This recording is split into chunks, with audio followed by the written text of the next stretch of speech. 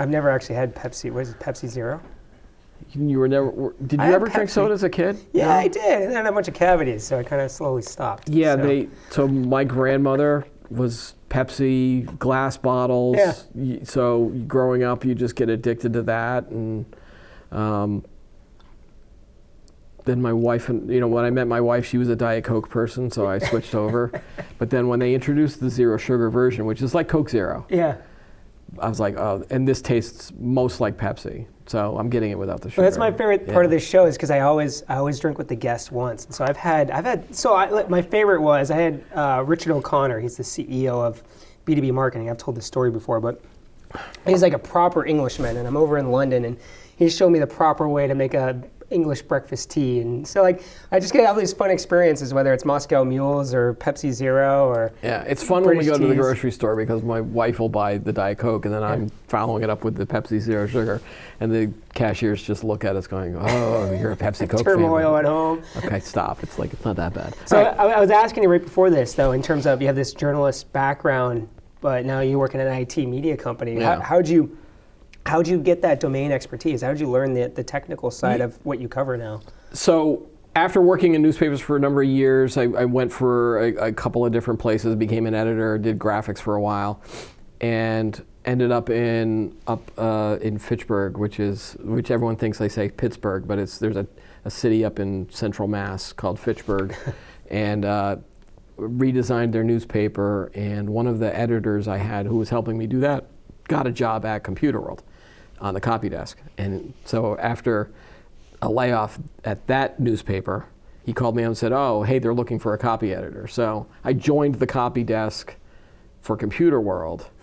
And through that program, this was when the print magazines, it was a weekly, Computer World Weekly, you'd have 200 pages sometimes. Jeez. So the copy desk staff was 5 or 6 different people, and they had a big, almost like a dictionary Bible type style guide of here's all of the technical terms that you're going to be using, and you absorb the knowledge and you absorb the information. The other part is that traditional journalists, again, trained at Syracuse University and some of the bigger schools, they want you to become a generalist at everything. They want you to learn a little bit about everything. So I took physics, I took philosophy, I took math, I took all sorts of different subjects. So you could speak about a lot of different things. So I can ask enough questions to make it sound like I'm knowledgeable, and then I let the expert take over. Yeah. Like I know what marketing is, but if I was going to interview you about marketing, I would ask a couple of basic questions and then let you go and go blah blah blah go. And then I go, oh, that's great. So on the technical side, so when I worked at Computer World and then I moved over to Network World and picked up a lot of networking knowledge there. One of my other jobs was covering robotics, same kind of thing. You just immerse yourself in it, read a lot, read the previous stories, you interview sources, get all of this knowledge, and then you just sort of absorb it like a sponge, and then you talk about it later on a show. So and now you're running demo. Well, one of the things. that I'm doing, one of the things. The demo show. How did you become the demo guy? All right, so demo used to be an event that IDG owned. It was held in Silicon Valley. Sometimes they went down to Palm Springs. It was always a West Coast big show for startups. Companies would come out on stage, they would debut the product. I think Salesforce did it one year. I think Mark Benioff was up there and did it, right? Yeah. The Palm Pilot was one of them that launched at the show. I mean, they've got a whole list of companies that launched at these shows. They'd get out, you'd get 6 minutes, be on stage, print, pitch your product to media, VCs, et cetera, et cetera. Back then, was there any like projector type presentation, or was it all just someone speaking? It was you were not supposed to have PowerPoints. I think a couple of them did. You would get to choose basically, how you presented your company, but you would also have to do a demo of it. I think because then that's how the phrase demo gods came about. They would give an award at the end of the show called the Demo God Award. If you won a Demo God, it was very good, but sometimes the Demo Gods were not happy and you'd get a glitch during the presentation. It was run by Jim Forbes, and then Chris Shipley took over. Matt Marshall, who was at VentureBeat now. So eventually, TechCrunch came along and then have their Disrupt show, which is basically the same format, and they just did it. They took off with it and they scaled it huge. And the people at IDG were like, well, let's cut back on demos. So we still owned the brand. So a couple years ago when they brought me back here to just run podcasts or just do these podcasts, I do the Today in Tech show.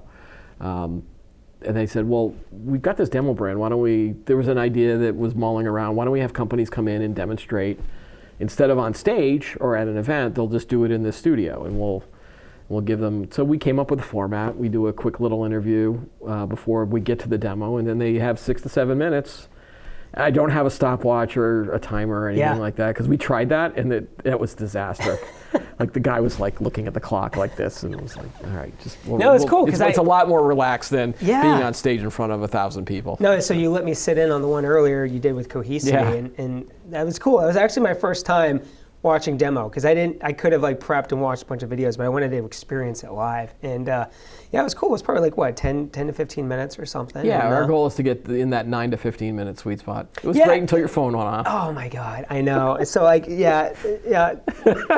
Here I am about to shoot my own show later in the day, turning to the person next to me, telling her to make sure her phone's silent, and then my phone goes off in the middle of it, and you guys had to stop. So.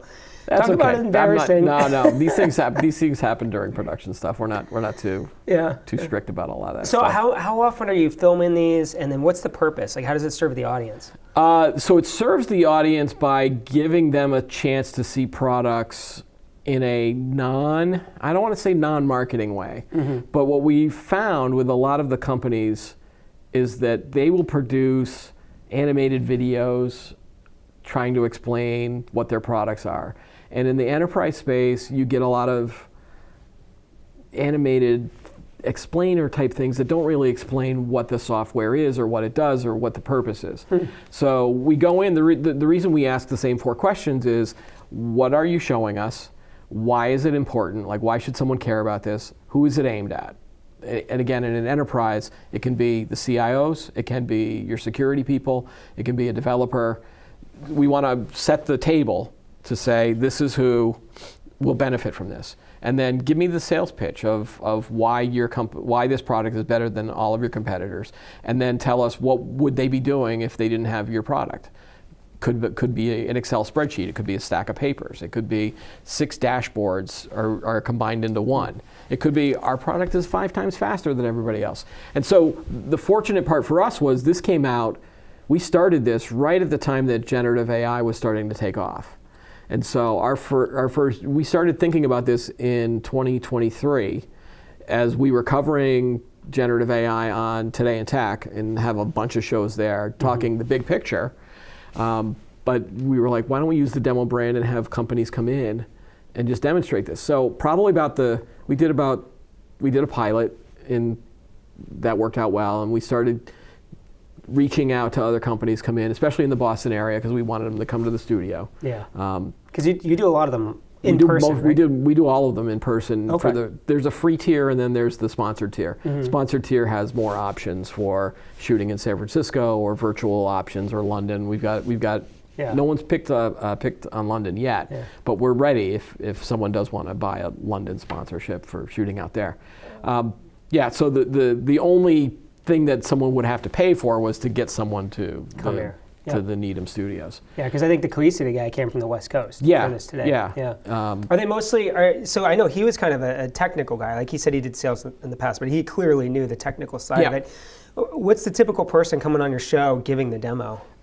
The typical person can be whoever knows the product the best. Yeah. I don't have any strict rules about I can only speak to the CIO or the CTO. But you're not seeing a lot of like sales guys coming in and doing the sales pitch. I've had sales guys come in. Yeah, okay. Yeah, because they know the product. I mean, if I say to them, like, pick your person who is the best person that can run the demo, explain to me who this is for, why it's great, and run with it. Yeah. So I think about 5 or 6 episodes in, we had the CTO of CrowdStrike. And he had a PR team with him because he's the CTO of a big company. And the PR person pulled me aside and said, this is an amazing program. Like because they don't have that opportunity. When they reach out to media brands or media sites, especially in the B2B side, the way that journalism has changed so much, people don't have print anymore. It's all online, and no one's doing product reviews. No one's doing any types of promotion for new products. And so this is an opportunity for those companies to come in and say, this is what our stuff looks like, and this is how not how you install it, but this is what you're going to get when you get there. So I don't think people have that opportunity. Plus, they're then associated with CIO.com, ComputerWorld.com, and CSO, and all of those IDG media brands. I want to ask you in a minute about, I think, the importance of that from an IT perspective, looking at the product, getting a demo of the product. First, I got to run you through my lightning round that I'm doing every guest. Right. You ready? All right, I've been warned about this. You don't want to talk about our drinks either? Yeah, Go get there. Okay. I get a nice little Pepsi promo there. So quick 4 questions here, just to get to know you better. Okay. All right. If you could be doing any other job than journalism, what would you be doing? I would probably be on stage. Yeah? Yeah. Like yeah. What kind of acting? Yeah. Yeah, right. I've done in my free time. I do acting at a community theater down in Rhode Island. Really? Yeah. I've always thought about doing improv classes, and I'm terrified. Oh, yeah. Oh, well, you've got to have improv skills in this hosting type of role. Yeah, I think sales has prepped me a lot, just being able to, you're up there, you got to present, but I don't think I'm very funny, and I'm worried about, improv, you got to try to be funny. That scares the hell out of me. In middle school, I was in the drama club and was in a bunch of the shows and was thinking that was what I wanted to do as a career, and got to high school and they canceled all of the theater programs. It's never too late. It was a big sports school growing up, and so I switched at that point from acting into journalism. Okay. And so I still keep in touch with my theater roots. It's never too late, Keith. I've been in. All right, this is a side gig. I don't know. You don't have to use this for the show unless you want to.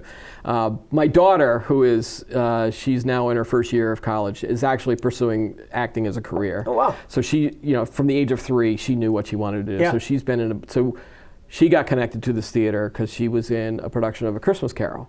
And so then they, while I was driving her down to Rhode Island for all these rehearsals, they said, hey, we need help tech crew backstage. Would you be interested? All it is you're just moving boxes on stage. You're just moving set pieces. Oh, yeah, it's real easy. So I get there and they're like, okay, now here are the ropes and you're going to be doing the drops. So I was like, wow. So they put me to work, and then through doing all of that stuff, they said, it's like, oh, yeah, I used to act. And they're like, oh, I want to try out for something. So the first I was like, okay, so I tried out for One Flew Over the Cuckoo's Nest. Okay. And got the role of the lobotomy patient. and the actor and the director said, do you mind shaving your head? I'm like, no, not at all. Wow. I'll shave my head. So committed. And there were 6. I had 6 lines in the play, and they were all the same, and it was an obscenity. I'm not going to say what it was, but it was the same obscenity 6 times because again, I have a lobotomy. And I was the guy in the back who stood against the wall like I was Jesus, on a cross type of a thing. And so people were more impressed that I could hold my arms like this throughout the play. And then the director was like, oh, we'll give you something that you can rest on. And then by the time we got to Tech Week, he's like, oh, we don't have that anymore. So you're going to have to move to, so they would move me off and then I would sit down for a while and just stare off into space and do things. So then I did a couple of other plays. And so, I'm hooked now. We did the most recent role I had was It's a Wonderful Life, the radio play. I was the Foley guy.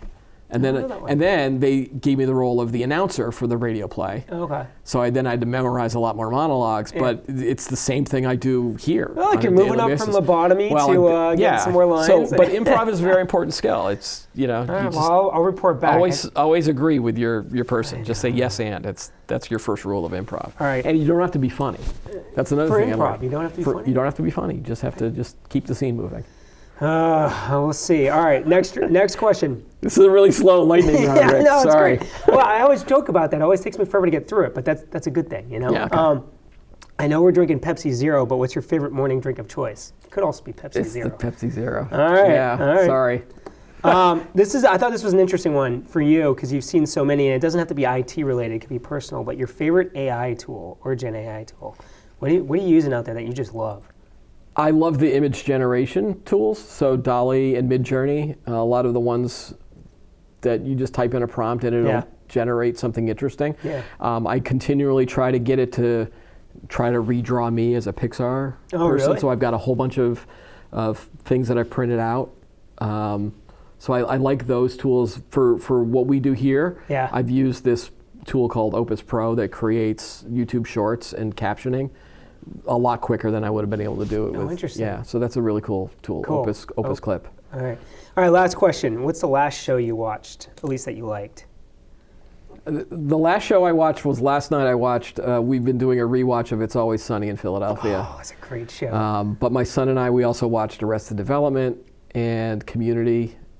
So we like shows that have a little bit of an edge and a little bit of sarcasm. There's always money in the banana stand. And every time you rewatch that show, only the first 3 seasons. Yeah, if it starts you're to, 4 is okay. Yeah. 5 we don't rewatch 5. Yeah, I love it. Those are good shows. All right, so I want to go back to demo. So, from the IT buyer's perspective, how important is it that this demo process to see the product? Like, where does this fit into? Like, I'm an IT buyer. I got to go out and make a decision. Come in a CIO. Lots of content on there. How important is demo? Where does it fit into the whole buying process? I think it's really important. You get to see an actual screen. You usually get to see what their pitch is for why they think it's important. There's a value in seeing this, and then also being interviewed by me. I guess that's the value. Again, I'm not giving you the entire 30-minute or 2-hour demo. I'm giving you almost like, here's a quick peek.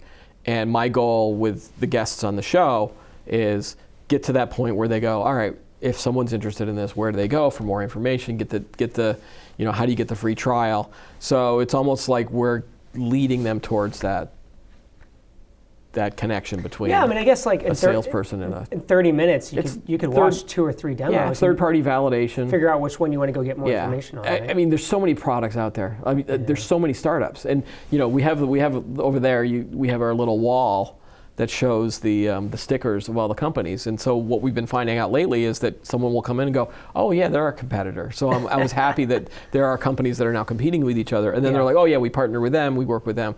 So even though you would feel that the enterprise B2B space is not that big, it's still big enough where we're continually getting pitches and companies that want to be on the show. Our wait list is now till May, and we're filming this in January. How often are you releasing the demo videos? Once a week. Like we were doing it once every other week, and I asked our editor of CIO.com, I was like, can we do this once a week? Yeah. We didn't want to do it so often that people just jump to the free one. We want to, because larger companies will do sponsorships. Yeah. And so the sponsored video, you get a few extra benefits of sponsoring versus and I also think there's free. Plus you get to pick when you get published. Yeah, and I think there's a lot of companies out there that have multiple things they could want to demo. So even though you just had Cohesity on, we've been talking to them because they have other products they'd like to demo. So even though they have one that was free with editorial, now they hopefully saw how great it was, and now they see the value behind paying for some others. They can do. Yeah, Zscaler did 2 videos with us.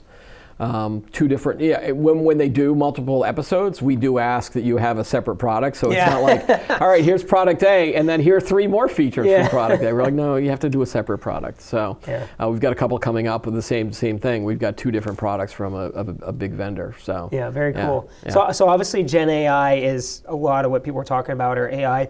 Are you seeing any other trends within AI from the demos or hearing from the audience? Like, what are you seeing as we look at 2025? It's going to be a big year for AI agents. We did film one a couple of weeks ago, or maybe last week, where it was a few weeks ago, where they were setting up the framework for AI agents. Or maybe they haven't filmed it yet. Sometimes I do so I know for the process of getting on to demo is you email me the pitch, and we talk a little bit via email. And then we set up a pre-call where I then meet the potential guest, and then they run me through the demo so I understand what the product is that they're going to be showing.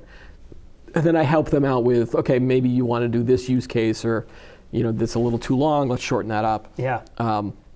So it's possible that we haven't filmed it yet, but there is a company that we spoke with that was how to set up your company to start producing AI agents. Oh, interesting. So even though we talk about it all the time on these shows, and you see Gartner and you see all these others, now we're starting to see companies that actually have stuff that they can show us. That's awesome. So that's what I want to do, is I want to say, like, if you've got something new and it's generative AI, bring it in and show it to us. So kind of two questions on the advice part for marketers, but if someone's pitching you, what do you suggest to them? Like, what do they include in that pitch? Just for demo or for any other show? For or demo. Okay, yeah. for demo in particular, it should be a relatively new product. I don't want to see a demo of Salesforce. Yeah. Because that's been around for what, 20 years or 15 years now? So something new and exciting. Yeah, something new. I like to say within 6 months to a year. Again, with our wait list now, it's a little bit longer so that you can have a little bit more time. And it should be a demo that's relatively polished. Mm-hmm. Okay. Sometimes we had a person in here a couple weeks ago, and they were still working on the code right up to the time we were that's a demo, recording. right? and that had me a little worried. I was like, I don't know if this is going to work. Yeah. And I think we had to do a couple of takes on that. Yeah. Okay. But so exciting, new and polished. Yeah. ThoughtWorks, they launched their product on our show. That's cool. That was cool. I really like that company. So that's super cool. So my second question is just kind of doing demos in general. So what advice do you have for marketers out there that are trying to build a demo for their customers? Like, what are the IT buyers really looking for in terms of a demo to help them make smart decisions? I think they're looking for products that they can understand quickly. Okay. Because again, we've only got 9 minutes usually for the demo part. Yeah. Can they understand what it does and what problem what problem are you solving? Why is this better than any other pitches that I'm getting from all these other companies? Why am I, from an IT buyer perspective, is this going to save me money? What problem am I going to solve by using your product? I mean, that's simple. That's simple marketing, right? I mean, from the marketing perspective. No, I think it's a great show. I love the fact that it's video. I mean, obviously it has to be, I think, but I'm surprised more companies out there aren't doing that.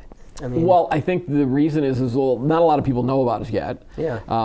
There are good PR agencies that know me and know what I do, and they've seen my show or the Today in Tech show. Mm-hmm. Sometimes I'll get pitched for Today in Tech, where they want to be like, oh, we want to talk about this topic, and here's the company that we represent. And I go, well, what product do you make? And they're like, oh, this. I go, you guys would be great for demo. Yeah. So I will then turn them into demo episodes as well if they want to.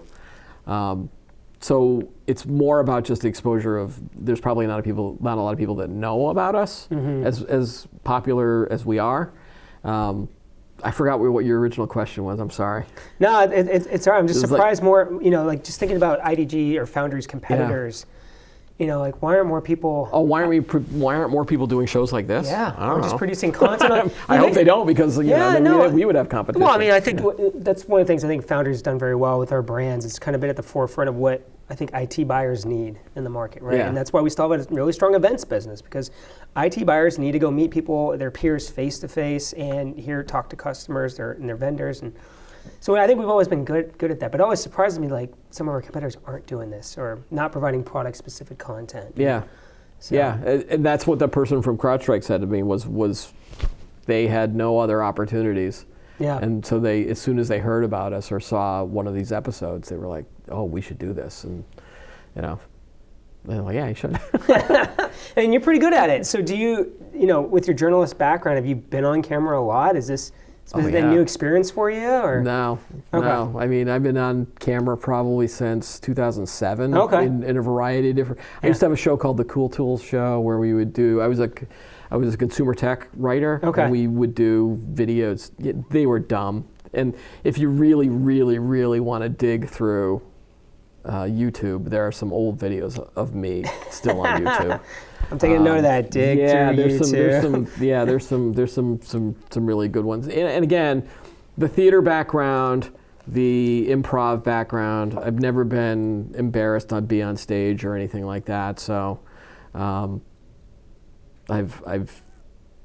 done photo shoots where I dressed up like an elf one year. I've done a lot of different things. I'm not embarrassed by any of that. You got me beat. I've been doing this 13 months now. So I'm. No, but you're really good. I've watched some of your episodes. I appreciate it. I'm faking it till I make it, as they say. No, what I like about your shows, you get them to talk about their background. People love talking about themselves. Yeah. And then you have the questions the personality questions. It's the middle stuff. Sometimes I just skip over a little bit. But, the partner marketing. The partner marketing stuff. Like, but I'm not a partner marketing guy. Yeah. Like I'm a host and I'm a journalist. And Yeah. so one of the answers I get a lot after someone's done my show is they'll go, "Wow, you ask a lot of good questions."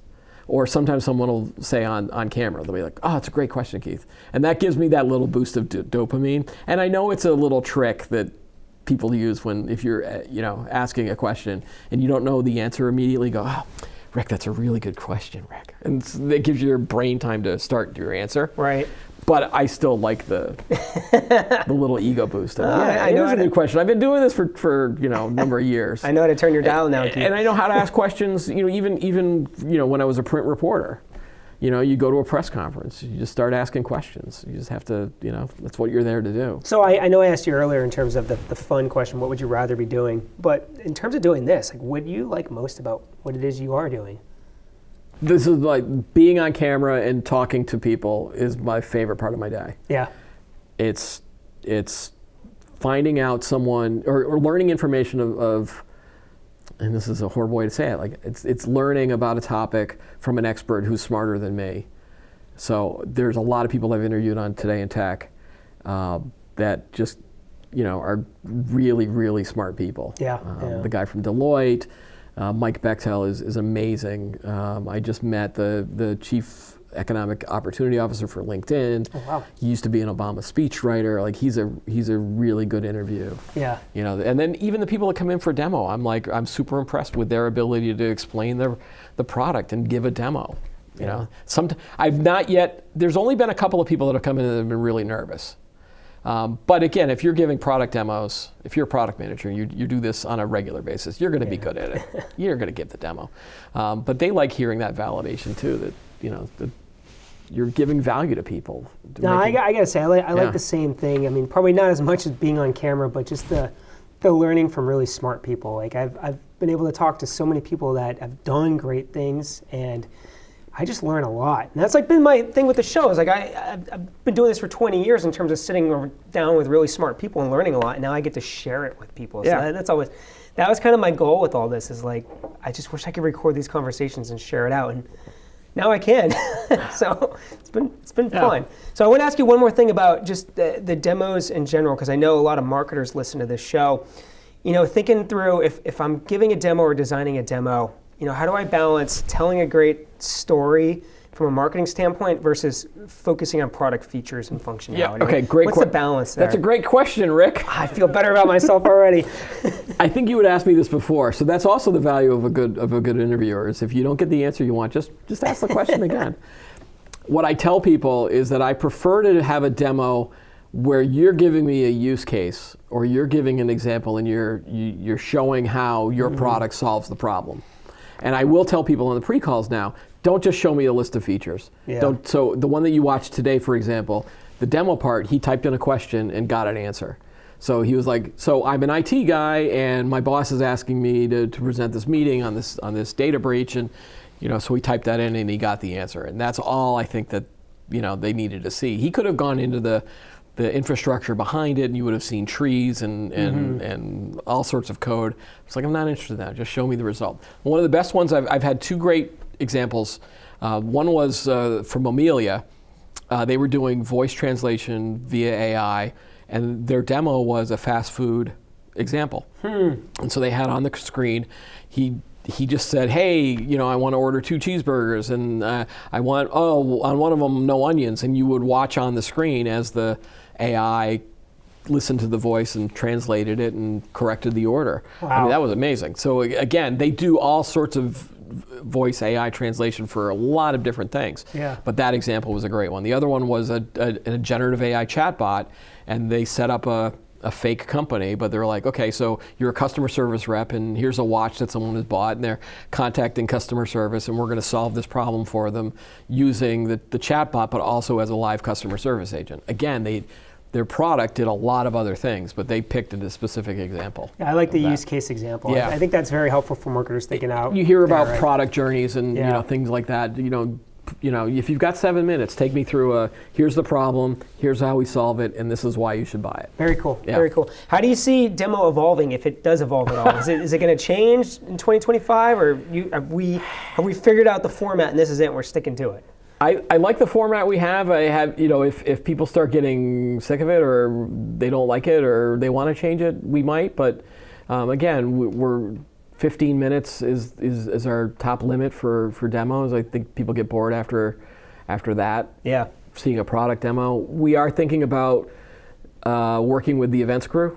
I was just going to ask, are we going back to the face-to-face? Well, so we're never going to, so again, I don't know. I mean, yeah. I'm just a video guy, right? So if they say, hey, we're bringing back demo, we want you to be the MC, I'll be like, okay. Yeah. But maybe some integration into some existing events. Yeah, the existing events, there's some discussions of the potentially the CIO 100. Yeah. Maybe bringing in, have a little area booth where people can then give me demos there at the show. Well, I know that's just going back to like what's helpful, the use cases. Like I attended the CIO 100 and everything is about a use case there. Like what are the projects you did? What were the results? Who is it helping? So I could see the alignment with. We do have the CIO Leadership Live show, and I think they bring in the people that are attending.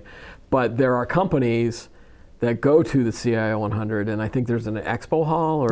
So sponsors. So that if you're trying to sell to a CEO, why not also buy a 15-minute demo, and then, and so there's the wheels are turning. There's growth here. I love it. That's all I know. It's would I love to do more than one a week? I don't know. I like that one a week. Yeah. Because we also have to focus on the other shows that we do too. You mean this isn't your only job? No, yeah. I mean, I've still got Today in Tech and those interviews where I'm more in control instead of being interviewed. Oh, this is fun. I've learned a lot. I think it's been helpful for the marketers. Some of the stuff we talked through in terms of like how to develop a good demo, how to run a demo, maybe how to pitch you a demo. Last question for you is, and this is open to anything, is just what advice do you have for people out there? This is the hardest question. I was thinking about this all week when we did our pre-call of like, all right, what kind of advice? Do I want to be serious? Do I want to be funny?